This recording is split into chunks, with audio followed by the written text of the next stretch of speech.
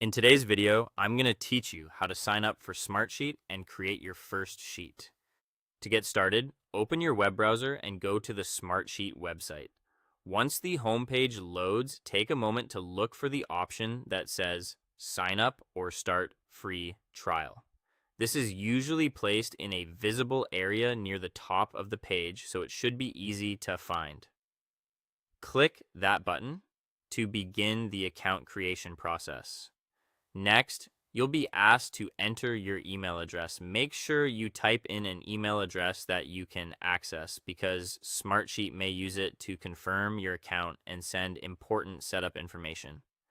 After entering it, continue to the next screen. At this point, you'll create your account. Depending on what options are available, you may be able to sign up by entering your name and creating a password, or by choosing a single sign-on option if you prefer to use an existing provider. If you're creating a password manually, choose one that is secure and easy for you to remember. Follow the prompts on the page and fill in the required account details carefully so everything is set up correctly from the start.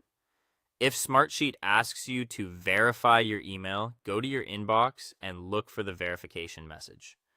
Open that email and click the confirmation link inside. If you don't see it right away, check your spam or junk folder as well. Verifying your email helps activate your account fully and ensures you can continue without any issues. After that, Smartsheet may guide you through choosing your workspace or plan setup. This part can vary a little depending on whether you're using the platform individually for a team or as part of a trial. Just read each option carefully and choose the setup that best matches how you plan to use the platform. There's no need to rush here, since selecting the right starting setup can make the experience smoother later on. Once that's done, log in to your new account if you aren't signed in already.